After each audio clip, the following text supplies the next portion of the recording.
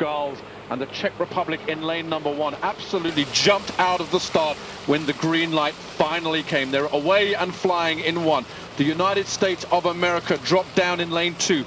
Great Britain, Anna Watkins and Katherine Granger are now finding their charge as they go through the first 100 meters. They're in lane number 3. They were absolutely dominant throughout the 2010 World Cup season. Poland in lane number 4, the world champions. First time now we're really seeing them on their form this year. We've got Australia in 5 and Germany in lane number 6. Poland, the world champions, were they'd been injured all through the season, so they didn't do any of the World Cups, but they did go on to the European Championships 2 months ago, and they came second there.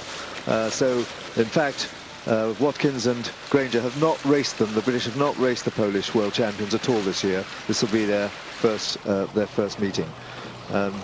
The Germans were first in the European Championships, so they will be closest to the camera there. They will certainly be in contention. And Australia, they've been doubling up, and they've got a very successful pairing of Karipiro and Kim Crow.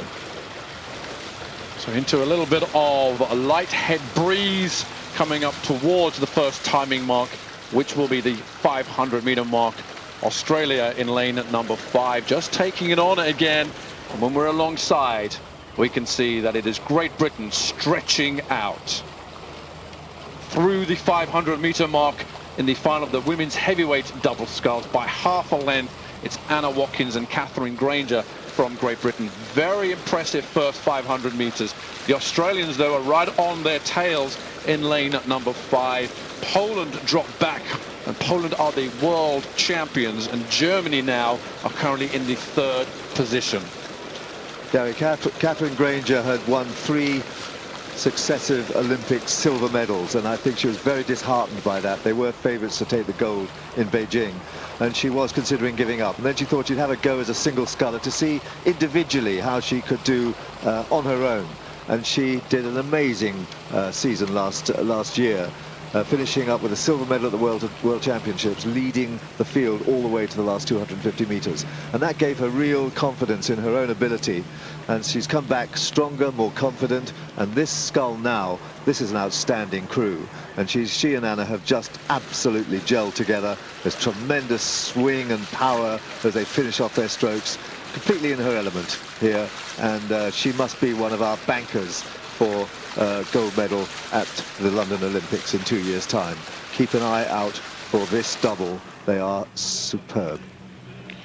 So Great Britain now have opened up clear water as we head towards the halfway mark in this final of the women's heavyweight double sculls. Anna Watkins and Katherine Granger in lane number 3, just stretching it out. What an impressive second 500 meters they have had here now, and that gives them the platform from here just to jump on, and they will do that. 1,000 meters down, 1,000 to go, and Anna Watkins and Katherine Granger in Great Britain in the British boat in lane number 3 will be well and truly happy with everything they've done in the first 1,000 meters. Chief coach to the women, coach to this crew, Paul Thompson, will be looking on, watching the screens as his crew comes charging now down, and they've opened up a little bit more. They're very comfortable into this third 500 meters. No mistakes now, clear mind, but the confidence will just grow and grow. They've done everything that's asked of them throughout the 2010 World Cup campaign. They won in Bled, they won in Munich, and they won in Lucerne, and here they are now leading the world in this final. Australia chasing them down, though. Australia not letting go. They've been racing in the quad as well, but Paul Thompson has really overseen a fantastic group of women scullers. He's brought on a really tremendous group because they really dominate the world in this category of racing, sculling, women sculling. The double here looking really in commanding position for a gold medal. His quad already with a gold medal under their belt. They were silver medalists at the Beijing Olympics with Katherine Granger in that boat. This is a tremendous look. Look at the way they swing back together. They release at the finish together. There's tremendous cohesion in that double. And they've opened up now. Impressive water again. The Australians in lane 5 did put the foot to the pedal coming out of the 1,000-meter mark, but Great Britain were able to respond just by opening it up. We're looking at the Australian crew here now of Crowe and Kehoe. Kehoe closest to us, second at Lucerne, the last time all of these crews met. We've only got 500 meters remaining in this final, the heavyweight women's double sculls, and Anna Watkins and Katherine Granger from Great Britain haven't put a foot wrong, or indeed a stroke wrong, in the opening 1,500 meters. Right from the start, they got into an impressive rhythm, and the middle 1,000 has been dreamlike here now. And everything that Australia have thrown at them, Kim Crowe, Sally Kehoe, the British double scull have been able to respond. We've got the Czech Republic in lane number 1, top of the picture there. USA in 2, Great Britain are in 3. Poland, the world champions, have not been able to live with the speed of Great Britain. Lane 4, the Polish, and then Germany are in 6. But the Poles in lane 4 are really beginning to push back. They were down in 5th position here, but they've come right back into it.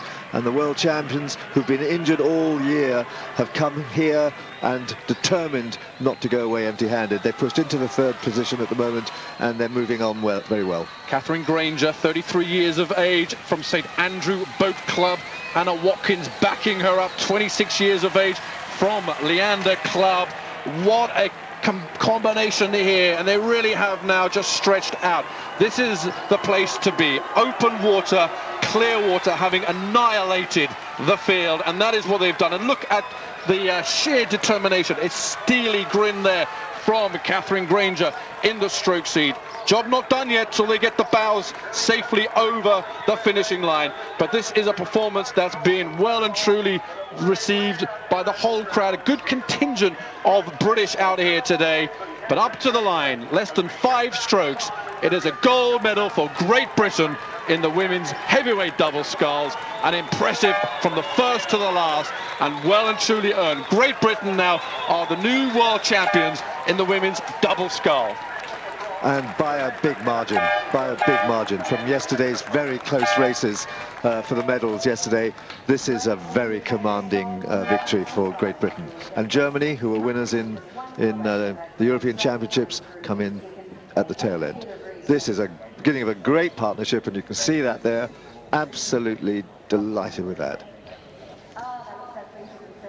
Last time Great Britain topped the table in this event was back in 1998. Here we are again. First for Great Britain, Australia get the silver, and Poland, the world. I don't know whether the girls are still up, but they have plenty to celebrate, because it was an absolutely fantastic performance. And Steve made the point in his question there, Steve, that the margin of victory, it was they were first and the rest were nowhere.